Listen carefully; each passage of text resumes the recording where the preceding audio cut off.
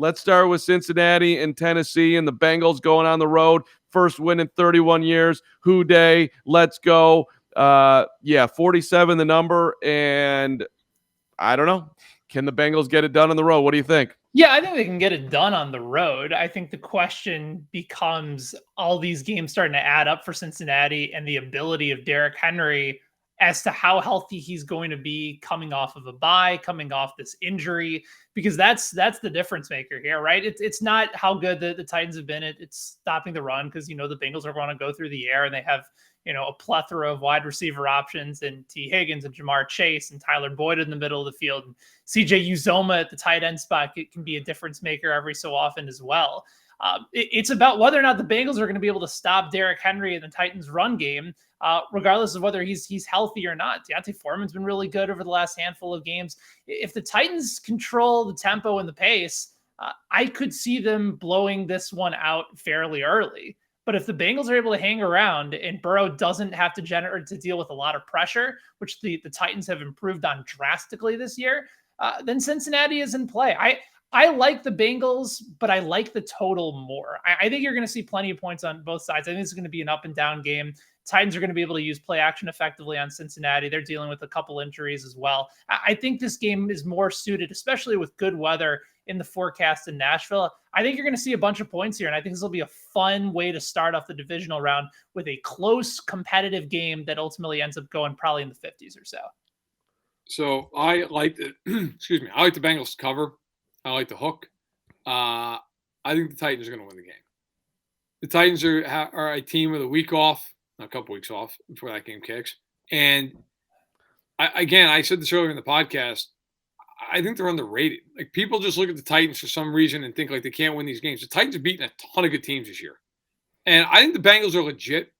I think the Bengals are going to be around for a long time. And I would not be shocked if Cincinnati wins this game.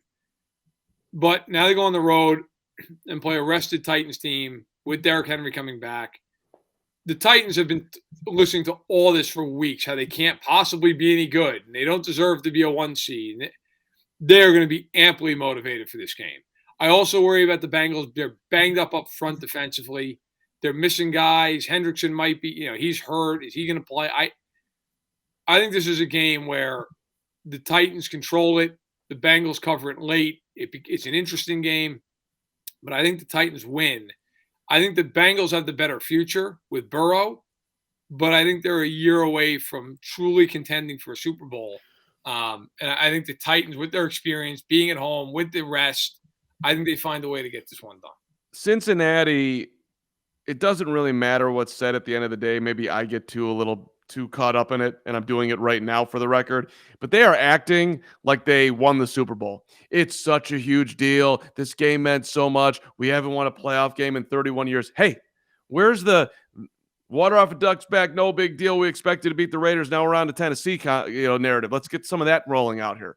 I don't know. It feels like they got a huge monkey up their back in Cincinnati, and a little bit of satisfaction. But all right, let us move on. San Francisco and Green Bay. The Pack at home. The Pack, the biggest favorite of the weekend at 6 points.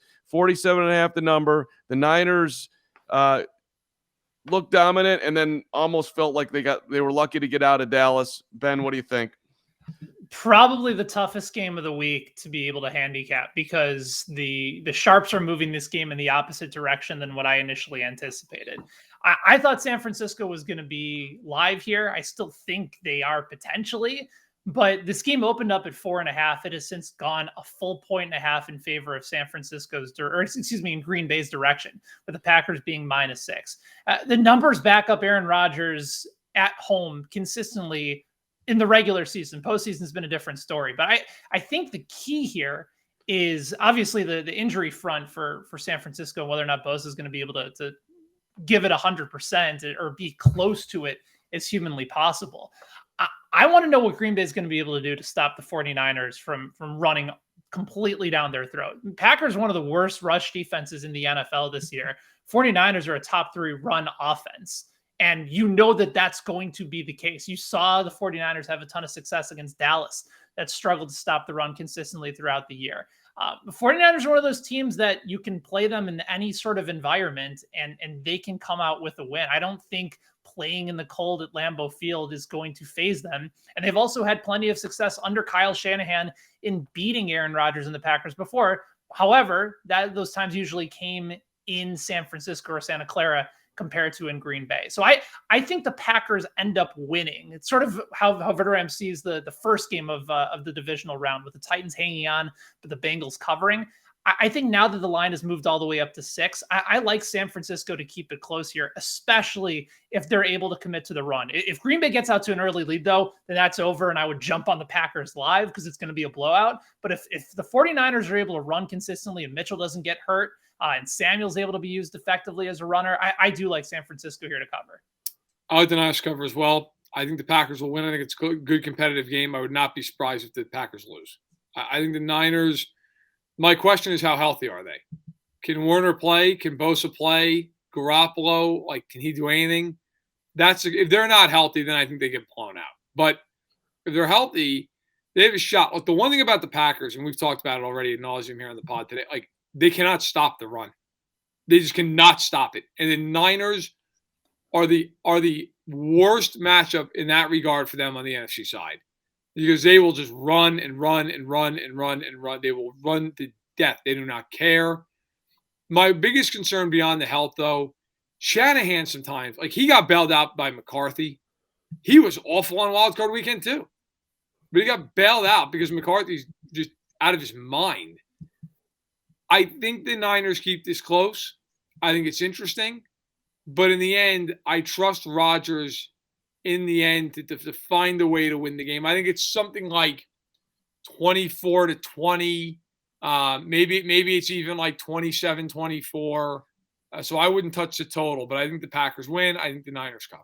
Verderame, this is your hot take of the week that I'm getting. You feel very, very San Francisco optimistic here. So I think they can win. I'm not picking them to win, but would I be shocked if they won? No.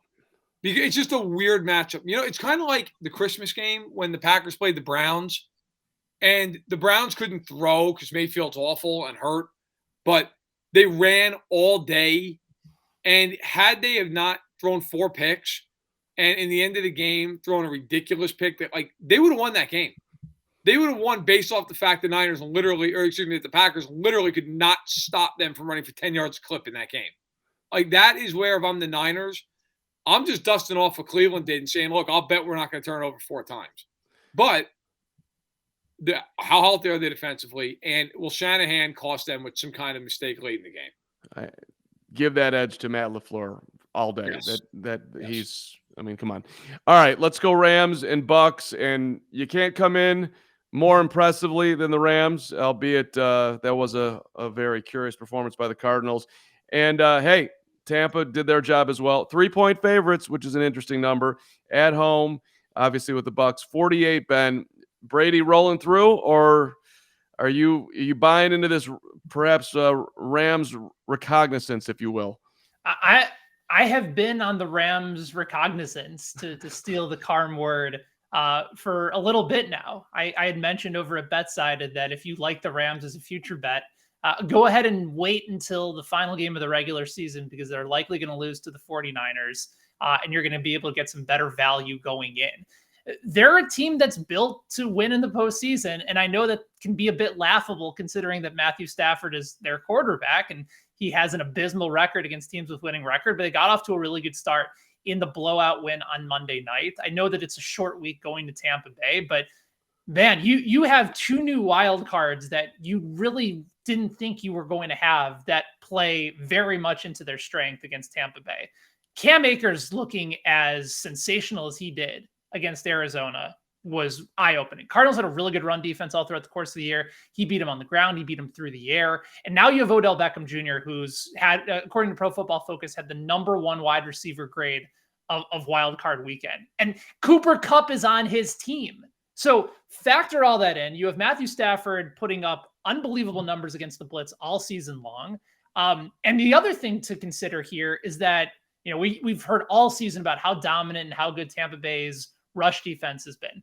Last 3 games, they're giving up more than 5 yards per attempt. They're right now 15th in the league in yards per attempt on the ground. The teams just typically don't run against them because they're either down in the game or because they just assume that they're not going to be able to run the ball effectively.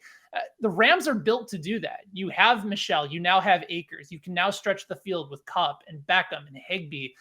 I think the Rams are just a good matchup here for a Tampa team that still is dealing with some injuries, that's still inconsistent when it comes to, trying to be able to make some big plays on the defensive side of the ball. And we just don't know which guys are going to be available on offense when it comes to some of their injury concerns as well. So I like the Rams here. I just think they're built long-term in this route for the postseason. And I think it's a good and favorable matchup here. So as I mentioned earlier, I'm undefeated in my picks so far this playoffs. This is where I lose because I have gone back and forth on this, and I am with everything Heisler said. So I'm going to take the Rams, knowing full well that Brady's going to find a way to win this game. But I agree with everything, Ben, you laid out there. Like, the Rams can put Ramsey on Evans and basically erase him from the game. They have nobody else who's a threat down the field. Nobody. I mean, Gronk's fine, but he's not threatening you down the field. And I'm worried about their front in this game. If Wirfs is out or really compromised, that is not the week to be compromised. Like, the Rams have Floyd Miller on the edges. They've got Donald inside. It's a game where you would think as long as the weather's good, it's a fast track. The Rams should be able to utilize their speed. The Bucs defense has not been good. It has not been good. Like, that is the one, and I can't agree more again with Heisler on this. Like, there's this misnomer that you just can't run against the Bucs. Yes, you can. Yes, you can. And I think the Rams will. I also think the Rams with Kupp and Beckham, who's guarding them? Carlton Davis and Jamal Dean? I'll take my chances with the Rams there. My concern is that Bowles is going to just put pressure on Stafford, although, as you mentioned, he has killed the blitz this season, and that's how the Bucs like to play. I'm taking the Rams in an upset. I said earlier I thought it was the best chance for an upset this weekend. But, oh, God, I can also sit here and by the middle of the second quarter go, why? Why did I pick the Rams as Brady's throwing for 200 yards in a quarter and it's 21-3? But I will roll with L.A. in the upset. I don't think Brady's going off, but you just named the Todd Bowles versus Matthew Stafford component here, which is, I think, a very interesting one. Can Matthew Stafford actually do this again? Come on, buddy. I'm rooting for you. I'd love you to change the narrative, but it's one thing to beat the Cardinals. It's another thing to go on the road and beat Brady. That would be, obviously big time. All right. Without further ado, let's do it here. KC at home. Buffalo looks fantastic. Buffalo beat them earlier this year. Buffalo lost in the AFC Championship game. We've got a rematch central here. We've got a 2.5-point spread. We got the Chiefs looking phenomenal after the first quarter. I'll stop talking. The number is huge, 55. We are expecting points here, Ben. Yeah, I think I lied when I said that the 49ers and Packers might be the more difficult game to handicap. This has been the one that I can't figure out. I think it's just because I'm cursed when it comes to either picking for or against the Chiefs. I think maybe in the last 6 or 7 games, I've been on the wrong side, either on the total or on the spread. So I assume the Kansas City fans that are watching want me to be all over the Bills. So I'll go ahead and make my argument for Buffalo. Josh Allen turned a fairly substantial corner in that game last week against a very good defense in New England. Granted, it was one that had been struggling coming in for consistency, but you go out and you don't punt and you put those type of numbers in a situation in that type of weather where historically you were ranked 40 out of 41 quarterbacks over the last several years. So you had that ability to change the narrative. You took it down the field, was aggressive, made play after play. And now it's an opportunity to go into Kansas City where you've had success in the past. And it's going to feel a heck of a lot. I wrote about it at BetSided. It's going to feel like a summer vacation for Buffalo going into Kansas City where the weather is going to be maybe 30 degrees, 29 degrees at kickoff. So everything that Allen had to worry about last week, he passed that test with flying colors. Now it's in a Kansas City. And I do think there's going to be some points, but 55 is a lot. It's a lot for a divisional round, even when you have two really good offenses. The same thing should be talked about, though, when it comes to these defenses, because both of them have been playing a lot better as of late. I think the trendy pick is going to go with the over here. And I just because you have Mahomes and Allen and both these quarterbacks threw for, several hundred yards and multiple touchdowns, I think I'm going to lean on the under I think they're going to let this number continue to go up and up and up. I could see this closing at maybe 56 and a half. And then just at the last minute, I'll go ahead and back the under and have it be somewhere along the lines of a 27-24 victory. This game is the best game of the weekend, and it feels like Super Bowl 55 and a half. Like, these teams are so good. And I don't say that because I think it's the AFC title game. Like, I don't feel that way. But it's just such a good game. Two great young quarterbacks, the whole deal. As far as the line goes, I thought it was going to open at 3. I thought that Vegas would kind of just toss it out there at that typical, hey, you're at home. You get I thought so too. I don't know, Ben, I'm sure you noticed this. It went to 2 at one point. It opened to 2.5. It went to 2 very briefly, and then it went right back up to 2.5. I wonder how the sharps bet it as the week goes on. Does it, do we see a late movement where it closes at like Bills +1, or does it close at like KC -3.5, 4? I'm curious to see if there's that kind of movement. As far as my pick, this game could go either way. I'll say this. Watching the Chiefs as close as I have for years, I'm always concerned about them when they're supposed to win. When it's supposed to just be some easy game. I said that going into the Pittsburgh game. My biggest concern was whether or not they would be locked in mentally for the game. And the first 20 minutes, offensively, they couldn't be bothered to get locked in. And they fell behind 7-0, and then all of a sudden it became real, and then they went nuts. I know the way they operate, both inside and out. They will be ready to play this football game. They may not win, but that team is going to be ready, because all week I have a feeling you're going to hear how the Bills are better, how the Bills should win this game, how it's their time. I think the Chiefs are going to win this game. I do not, and my reasoning is, frankly, in full disclosure, a little bit of a hunch that I think the Chiefs are going to come out very ready for this game. Very ready. And I think if both teams play their absolute best, I think Kansas City's best is a little bit better. They played the hardest schedule in the NFL, and they had a better record than Buffalo this year. The Chiefs were a mess early in the year. They have won 10 of their last 11. They have beaten a lot of good teams in that stretch. It's not as though they've played nobody. I exclude the Packers from that because Rodgers didn't play. But Pittsburgh, who was a borderline playoff team, I get it, killed them twice. Killed them. Played the Raiders, killed them twice. Played Dallas, smoked them at Arrowhead.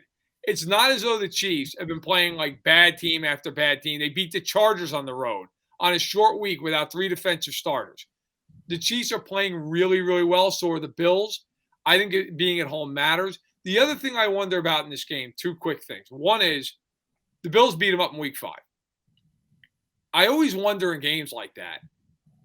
So the Bills won the game. They won very, very convincingly. Do they change much from the way they played in that game?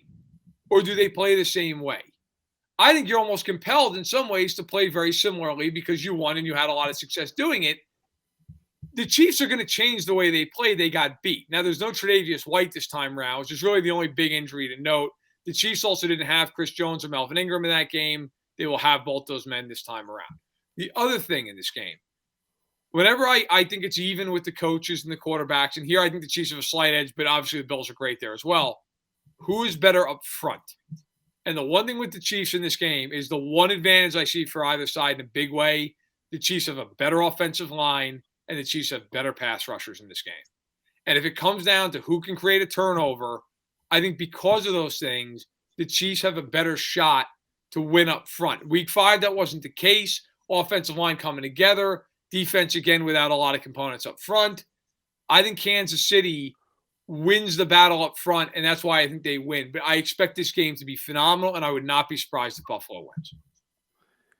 That was the most detailed trip through Verderam's mind that we have had in a while, and I enjoyed it.